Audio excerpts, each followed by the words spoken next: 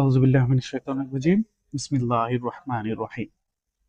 আজকে আমরা পড়ব একটি আদর্শ নিউরোসাইটের গঠন। একটি আদর্শ নিউরোসাইট দেখতে ঠিক এরকম। আচ্ছা, আমরা দেখি একটি আদর্শ নিউরোসাইটের কি কি প্রধান অংশ থাকে। প্রথমে আমরা দেখতে পাচ্ছি একটি আদর্শ নিউরোসাইটে থাকবে একটি আবরণ, একটি নেমাটোসিস্ট থাকবে, অপারকুলাম থাকবে, নিডোসিল থাকবে, পেশিতন্তু ও ল্যাসো থাকবে। এবার আমরা এই প্রত্যেকটি বিষয়গুলো আমরা বিস্তারিত দেখব। আচ্ছা, প্রথমে আমরা কি পেয়েছি? একটা আবরণ। এটা একটা আদর্শ নিউরোসাইট। এই নিউরোসাইটের এই যে আমরা দেখতে পাচ্ছি এটা হচ্ছে একটা আবরণ। তারপরে থাকবে একটা নিডোসিল। এই যে এই জিনিসটা হচ্ছে একটা নিডোসিল।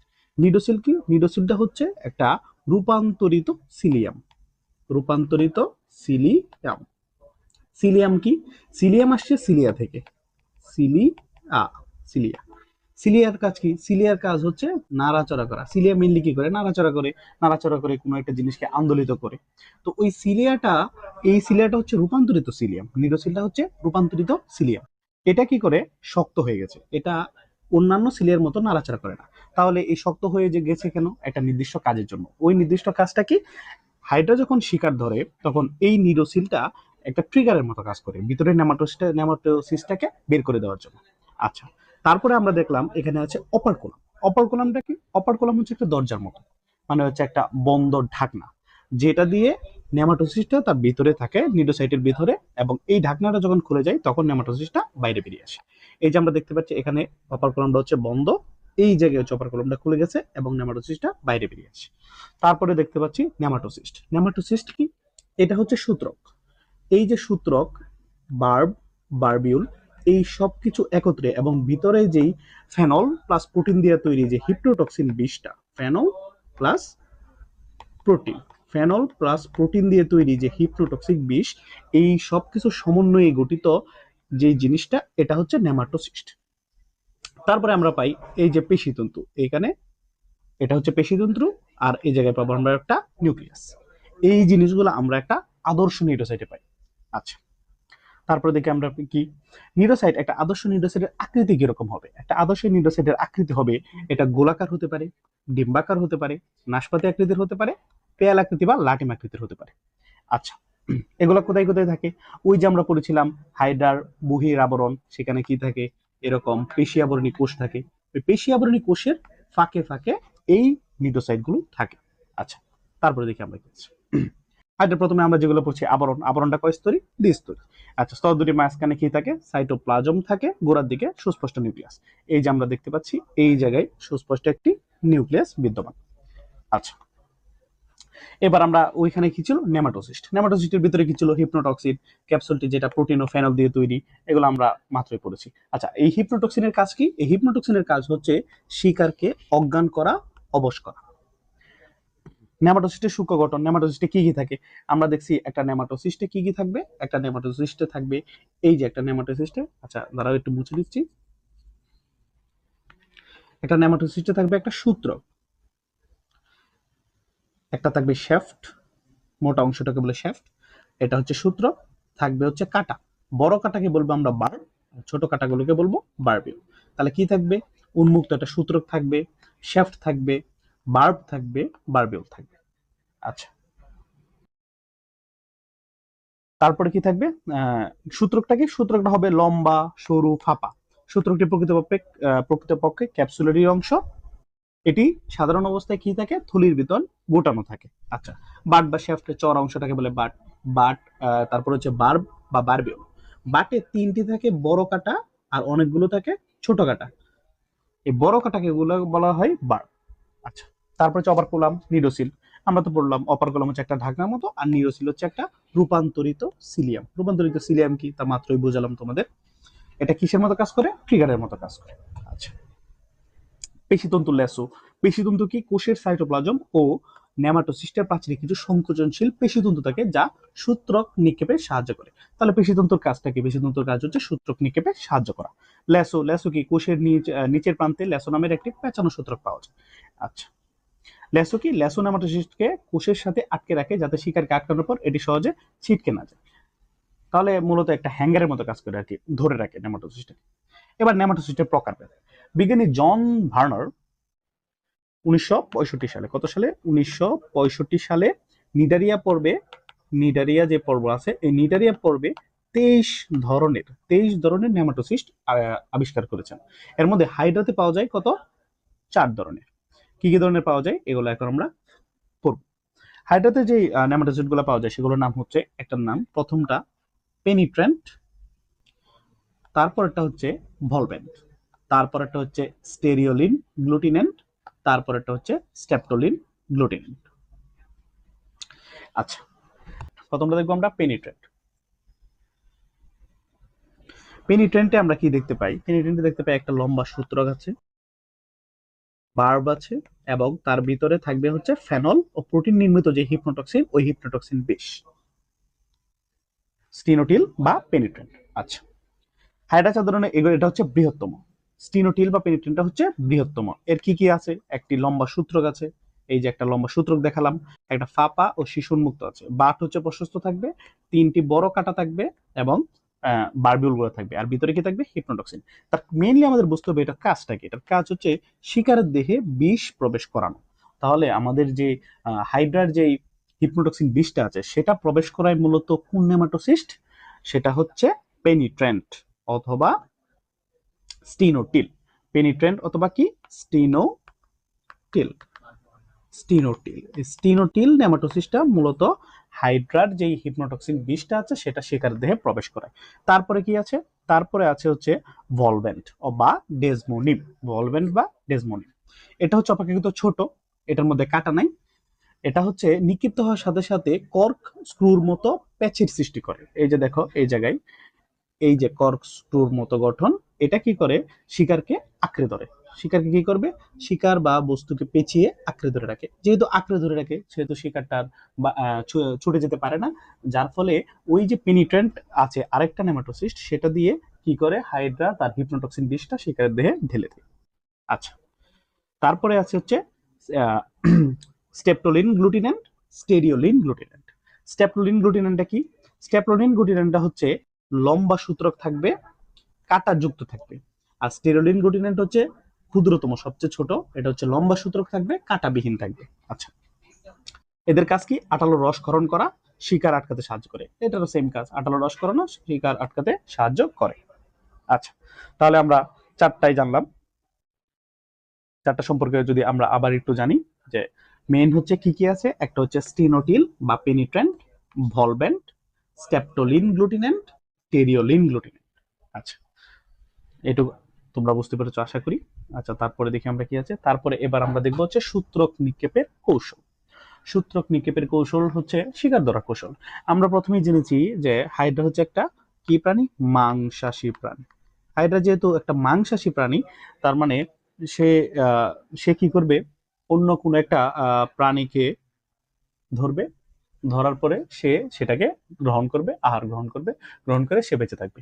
তা তো হাইড্রা শিকার ধরে মূলত কি দিয়ে? নিডোসাইড দিয়ে। নিডোসাইডের মধ্যে যে নেমাটোসিস্ট আছে সেটা দিয়ে একটা শিকারকে সে ধরে। আচ্ছা, এই প্রক্রিয়ায় কয়টা প্রক্রিয়া আছে? শিকার ধরার ক্ষেত্রে 2টা প্রক্রিয়া আছে, একটা হচ্ছে রাসায়নিক প্রভাব, একটা হচ্ছে যান্ত্রিক প্রক্রিয়া। 2 ধরনের প্রক্রিয়া, একটা হচ্ছে রাসায়নিক, একটা হচ্ছে যান্ত্রিক। তাহলে আমরা এখন দেখি সেই প্রক্রিয়াটা কিভাবে কাজ করে। ধরো এই জায়গায় একটা হাইড্রা, এটা তার পাদচাকতি, এটা তার হাইপোস্টোম, এটা তার কোষিকা। হাইড্রা দেহের ভিতরে কি আছে? সিলেন্টারন। হাইড্রা দেহের ভিতরে আছে সিলেন্টারন। যখনই কোনো একটা প্রাণী, ধরো এটা একটা কোনো একটা ছোট প্রাণী, যার দেহের মধ্যে আছে গ্লুটাথিয়ন, গ্লুটাথিয়ন, গ্লুটাথিয়ন আছে। হাইড্রা সেই সকল প্রাণীকেই মানে খাবার হিসেবে গ্রহণ করে যাদের দেহের ভিতরে গ্লুটাথিয়ন পাওয়া যায়। কারণ গ্লুটাথিয়ন যখন হাইড্রা বুঝতে পারে যে এই গ্লুটাথিয়নই হাইড্রাকে উদ্দীপ্ত করে। আচ্ছা, যখনই কোনো একটা প্রাণী হাইড্রার দিকে আসে, তখন হাইড্রা যেহেতু জলজ প্রাণী, এদিকে তো প্রচুর পরিমাণে পানি আছে, তখন এই প্রাণীর দেহের আহ, রাসায়নিক যেই পদার্থ আছে, এই রাসায়নিক পদার্থের প্রভাবে হাইড্রার দেহের পানিবেদ্য ক্ষমতা বেড়ে যায়। হাইড্রার দেহে কি বেড়ে যায়? হাইড্রার দেহে পানিবেদ্য ক্ষমতা বেড়ে যায়, প্রচুর পরিমাণে পানি ভিতরে প্রবেশ করে। আচ্ছা, প্রচুর পরিমাণে পানি ভিতরে প্রবেশ করে, এবং সেই সময় হাইড্রার দেহে একটি পদার্থ, রাসায়নিক পদার্থ নিঃসৃত হয়, যেটাকে বলে হচ্ছে পলি গামা গ্লুটামেট। কি নিঃসৃত হয়? পলি গামা পলিগামা গ্লুটামেট। গ্লুটামেট এটা কি? এটা হচ্ছে গ্লুটামেটের একটা পলিমারকরণ বা অনেকগুলো গ্লুটামেট মিলে তৈরি হয় আর কি। তো এই পলিগামা গ্লুটামেটটা হচ্ছে হাইড্রোফিলিক। তোমরা নিশ্চয়ই জানো হাইড্রোফিলিক কি, হাইড্রোফোবিক কি। হাইড্রোফিলিক হচ্ছে যারা পানিকে আকর্ষণ করে, আর হাইড্রোফোবিক হচ্ছে যারা পানিকে আকর্ষণ করে না, পানিকে বিকর্ষণ করে। তো এই পলিগামা গ্লুটামেট মিশ্রিত হয় হাইড্রার দেহের ভিতরে। হাইড্রার দেহের ভিতরে যেহেতু পলিগামা গ্লুটামেট মিশ্রিত হয়, সে যেহেতু কি করে পানিকে আকর্ষণ করে, তো যখনই এই প্রাণীটা হাইড্রার যে নিডোসিল আছে এই নিডোসিলে এসে আঘাত করে, তখনই প্রচুর পরিমাণে পলিগামা গ্লুটামেট কি করে বেশি পরিমাণ পানি ভিতরে টেনে নেয়। বেশি পরিমাণ পানি যখন ভিতরে টেনে নেয় তখন কি হয়, তখন অবিস্রবণিক চাপটা অনেক বেড়ে যায়। অবিস্রবণিক চাপটা যখন অনেক বেড়ে যায় তখনই এই যে হাইড্রার অপারকুলাম, সেই অপারকুলামটা খুলে যায়, ভিতর থেকে নেমাটোসিস্ট তার সূত্রকটা বের করে নেয়।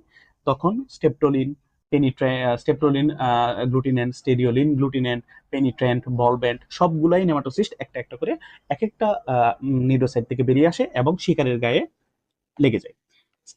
যেটা হচ্ছে পেনিট্রেন্ট, সেটা কি করে শিকারের গায়ে বিদ্ধ করে দেয়। তার সূত্রটি বিদ্ধ করে দেওয়ার ফলে সে কি করে হিপনোটক্সিন যে বিষটা আছে সেটা শিকারের মধ্যে ঢেলে দেয় এবং শিকারকে অবশ করে ফেলে এবং আস্তে আস্তে এই শিকারকে এই অপারকুলামের দিকে নিয়ে আসে এবং ভিতরে প্রবেশ করিয়ে দেয়। এটাই হচ্ছে আমাদের সূত্রক নিক্ষেপের যে কৌশল। আচ্ছা দেখি এই জায়গায় আমরা কি লিখেছে। প্রথম হচ্ছে রাসায়নিক প্রভাব। রাসায়নিক প্রভাবটা কি? রাসায়নিক প্রভাবটা হচ্ছে শিকার দেহের রাসায়নিক পদার্থের প্রভাবে কি হয়, পানিবেদ্য ক্ষমতা বেড়ে যায়, এটা আমরা মাত্র বললাম। অবিস্রবণিক চাপ। অবিস্রবণিক চাপটা কি? থলির ভিতরে এই যে পলিগামা গ্লুটামেট, যেটা কথা মাত্র বললাম, পলিগামা গ্লুটামেট ক্ষরিত হয়ে অবিস্রবণিক চাপ বাড়িয়ে দেয়। যান্ত্রিক ও প্রক্ষেপণ কি? শিকার যখন নিডোসিল স্পর্শ করে তখনই অপারকুলামটা খুলে যায়। এবং হাইড্রোস্ট্যাটিক চাপ কি? চাপটা এই চাপের নামটা মনে রাখবা, হাইড্রোস্ট্যাটিক চাপ। সূত্রকটি ক্ষিপ্র গতিতে নিক্ষিপ্ত হয়ে যায়। নিক্ষেপের পরবর্তী অবস্থা কি হয়? আমরা একটা শিকার আসলো, নিডোসিলে স্পর্শ করলো, নিডোসিলটা ট্রিগার করলো, তারপরে নেমাটোসিস্ট বেরিয়ে আসলো, তারপরে শিকারের গায়ে বিঁধে গেল, শিকারকে নিয়ে আসলো। তারপরে কি হবে? তারপরে হচ্ছে অপ্রত্যাবর্তনযোগ্য। তার মানে কি? নেমাটোসিস্ট সূত্রকটা যদি একবার নিডোসাইট থেকে বেরিয়ে আসে সেটা আর ফিরে যাবে না। তাহলে কি হবে? তাহলে সেটা হবে এই ব্যবহৃত নিউরোসাইটটা ধীরে ধীরে চলে যাবে গ্যাস্ট্রোভাস্কুলার গহ্বরে এবং খাদ্যের সাথে হজম হয়ে যায়। ব্যাপারটা ইন্টারেস্টিং না? যেটা দিয়ে তুমি শিকার গ্রহণ করলা, মানে শিকার করলা, সেটা শিকারের সাথে সাথে নিজেও হজম হয়ে যাবে, কারণ এটা একবারের পর আর ব্যবহার করা যাবে না, পুনর্ব্যবহার করা যাবে না। ওই একটা নিউরোসাইট, যে নিউরোসাইট একবার ব্যবহার করেছে, সে আর কোনো নতুন নেমাটোসিস্ট তৈরি করতে পারে না, এই জন্য সে নিজেও হজম হয়ে যায়। এখন প্রশ্ন হচ্ছে, একবার যদি সেটা হজম হয়ে যায় তাহলে হাইড্রা কি একবারই শিকার ধরবে? তাহলে কিছুক্ষণ পর যখন আবার তার খাদ্যের প্রয়োজন হবে তখন সে কিভাবে শিকার করবে? তার তো আর কোনো নেমাটোসিস্ট রইল না। এই জায়গায় ত্রাণকর্তা হিসেবে আসে কি? Interstitial cell. Interstitial interstitial cell. ওই যে আমরা পড়ছিলাম যে ইন্টারস্টিশিয়াল কোষ, ওই ইন্টারস্টিশিয়াল কোষ নতুন নিউরোসাইট তৈরি করে। কারণ কি? হাইড্রার পুনরুৎপত্তি ক্ষমতা প্রচন্ড। কেন? কারণ হাইড্রার ইন্টারস্টিশিয়াল কোষ আছে যেটা হচ্ছে যে কোনো সেলে পরিবর্তন হতে পারে। তো এই ইন্টারস্টিশিয়াল কোষ কি করে? নতুন নিউরোসাইট তৈরি করে। এইটুকু আমরা বুঝতে পারছি। আচ্ছা, তারপরে তারপর হচ্ছে আবার দেখবো আমরা নিউরোসাইট ও নেমাটোসিস্টের মধ্যে পার্থক্য। নিউরোসাইট আর নেমাটোসিস্টের মধ্যে পার্থক্য হচ্ছে মেইনলি হচ্ছে, দেখো নিউরোসাইটটা কি? নিউরোসাইট হচ্ছে যেমন একটা থলের ভিতরে অস্ত্র, এই থলে সহ অস্ত্রটাকে বলে নিউরোসাইট। আর নেমাটোসিস্ট কি? শুধু অস্ত্রটা। এটাই অবস্থান কি? এপিডার্মিসের পেশিয়াবরণী কোষের ফাঁকে থাকে পুরা কোষ, মানে থলে সহ অস্ত্র। আর নেমাটোসিস্ট কি? নিউরোসাইটের ভিতরে। গঠন কিরকম? নিউরোসাইল, অপারকুলাম, সাইটোপ্লাজম, নিউক্লিয়াস নিয়ে গঠিত। তার ভিতরে কি থাকে? ফাঁপা সূত্রক, গোলাকার থলি বিশেষ, আবরণ সজীব প্লাজমা মেমব্রেন দিয়ে। এটা মনে রাখবা, নেমাটোসিস্টের আবরণ তৈরি হচ্ছে কাইটিন দিয়ে। আর প্রকৃত কাজ কি? এটা একটা কোষ নেমাটোসিস ধারণ করে, আর তার কাজ হচ্ছে শিকার দ্বারা আত্মরক্ষা ও চলন। আচ্ছা আচ্ছা, এবার আমরা দেখব গ্যাস্ট্রোডার্মিস বা অন্ততক কাকে বলে। অন্ততক কাকে বলে? অন্ততকের গঠন। আমরা জানি হাইড্রা একটা দ্বিস্তরী প্রাণী। হাইড্রার স্তর কয়টা? হাইড্রার স্তর দুইটা, একটা এপিডার্মিস, একটা হচ্ছে এন্ডোডার্মিস। তো এন্ডোডার্মিসকে আমরা এন্ডোডার্মিস না বলে গ্যাস্ট্রোডার্মিস কেন বলতেছি? কারণ হাইড্রা হচ্ছে একটা দ্বিস্তরী প্রাণী। হাইড্রার দেহের অভ্যন্তরে একটা ফাঁকা গহ্বর আছে যেটাকে বলে সিলেন টেরন। ওই সিলেন্টেরন হচ্ছে হাইড্রার খাদ্য পরিপাকের সঙ্গে সম্পর্কিত। যেহেতু খাদ্য পরিপাকের সঙ্গে সম্পর্কিত, এজন্য আমরা এটাকে এন্ডোডার্মিস না বলে বলতেছি গ্যাস্ট্রোডার্মিস। এবার আমরা দেখব গ্যাস্ট্রোডার্মিসের গঠন, গ্যাস্ট্রোডার্মিসে কি কি আছে। আমরা পড়েছিলাম বহিত্বক অথবা এপিডার্মিসে ছিল 7 ধরনের কোষ, গ্যাস্ট্রোডার্মিসে আছে 5 ধরনের কোষ। এর মধ্যে প্রথমে আছে পেশি আবরণী কোষ, পেশি আবরণী কোষ বা পুষ্টিকোষ। এই পেশি আবরণী কোষকে আবার পুষ্টিকোষ কেন বলা হচ্ছে? পেশি আবরণী মানে কি? পেশি হচ্ছে যেটা হচ্ছে সংকোচন প্রসারণে সাহায্য করবে, আবরণী মানে হচ্ছে ভিতর দিয়ে সে একটা আস্তরণ দিবে অথবা আবরণ দিবে, এজন্য বলা হচ্ছে পেশি আবরণী কোষ। কিন্তু পুষ্টিকোষ কেন বলা হচ্ছে? পুষ্টিকোষ বলা হচ্ছে কারণ এই এই স্তরটা হাইড্রার পুষ্টি প্রক্রিয়ার সাথে সম্পর্কিত। কি প্রক্রিয়া? পুষ্টি প্রক্রিয়ার সাথে সম্পর্কিত। পুষ্টি প্রক্রিয়ার সাথে সম্পর্কিত, এই জন্য তারা বলা হয় পুষ্টিকোষ। আচ্ছা, কিরকম কোষ আছে? কোষগুলো আকারে বড়, স্তম্ভাকার, অন্ততকের বেশিরভাগ অংশ জুড়ে থাকে, মুক্ত প্রান্তের ভিত্তিতে এরা দুই রকম। কি কি? একটা হচ্ছে ফ্লাজেলীয়, একটা হচ্ছে ক্ষণপদীয়। ফ্লাজেলীয় কি? ফ্লাজেলীয় কোষ হচ্ছে, ধরো এটা হাইড্রার ভিতরের স্তর, ধরে নিলাম আমরা এটা হাইড্রার ভিতরের স্তর, এগুলো হচ্ছে হাইড্রার কোষ, পুষ্টিকোষ। পুষ্টিকোষে এখানে থাকে ফ্লাজেলা। কয়টা ফ্লাজেলা থাকে? 1 থেকে 4টা সুতার মতো ফ্লাজেলা থাকে। এই ফ্লাজেলাগুলো কি হয়? আন্দোলিত হয়। ফ্লাজেলাগুলো আন্দোলিত হলে খাদ্যকে কি করে? আন্দোলন করে।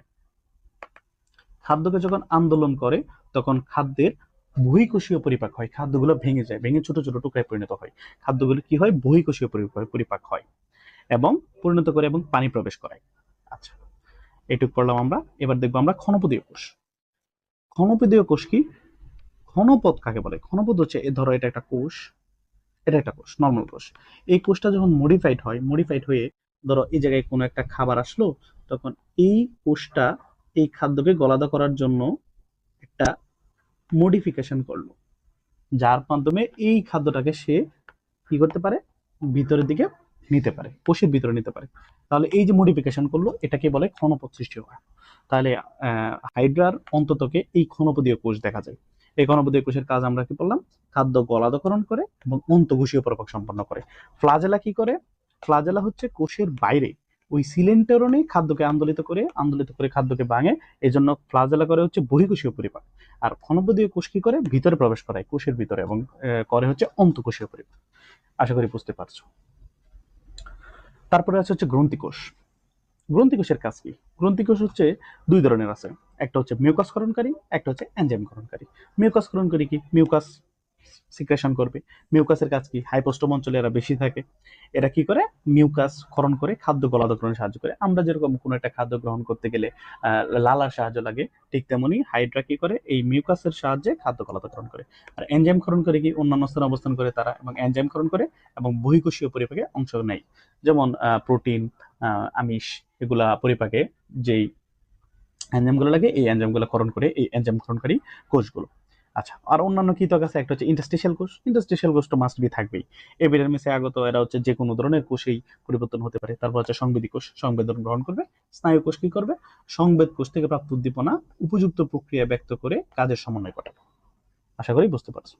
এবার হচ্ছে এপিডার্মিস ও গ্যাস্ট্রোডার্মিসের মধ্যে পার্থক্যটা। Epidermis, gastrodermis. এপি মানে বাইরে, আর এখানে হওয়ার কথা ছিল এন্ডোডার্মিস মানে ভিতরে, কিন্তু যেহেতু এটা পরিপাকের সাথে সম্পর্কিত তাই এটাকে বলা হয়েছে গ্যাস্ট্রোডার্মিস। তাহলে আমরা বুঝতে পারছি এটা হচ্ছে ভিতরে, বাইরে, বাইরে আর হচ্ছে ভিতরে।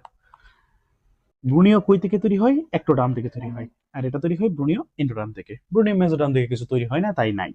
যদি থাকতো তাহলে আমরা পড়তাম। কিন্তু কি আছে? মেসোগ্লিয়া, এটা আমরা সামনে পড়ব।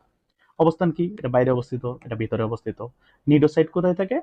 বাইরে থাকে, কারণ বাইরে থেকে একটা শিকার ধরা লাগে, ভিতরে তো আর শিকার নেই। এখানে নিউরোসাইট নেই। প্রধান কাজটা কি? দেহকে বাইরের আঘাত থেকে রক্ষা করা, আর এটার কাজ হচ্ছে মূলত পুষ্টি ও পরিপাকের কাজে নিয়োজিত করা।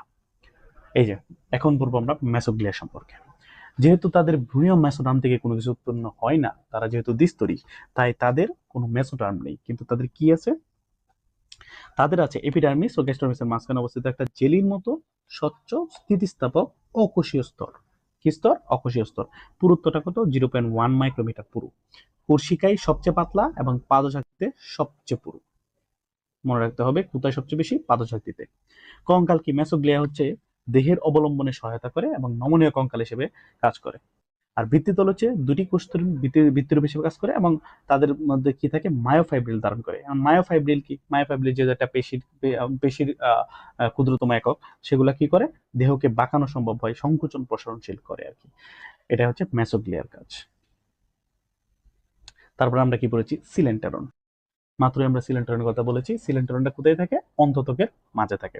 আচ্ছা, হাইড্রার দেহ অভ্যন্তরে এক প্রান্ত খোলা যে নলাকার ফাঁকা গহ্বর তাকে বলা হয় সিলেন্টারল অথবা গ্যাস্ট্রোভাস্কুলার গহ্বর। কি বলেছে, গ্যাস্ট্রোভাস্কুলার গহ্বর। এখানে আবার আরেকটা কথা চলে আসলো। আমরা তো পড়েছিলাম হচ্ছে আমরা কি পড়েছি, গ্যাস্ট্রোডার্মিস পড়েছিলাম। কি পড়েছিলাম, গ্যাস্ট্রোডার্মিস।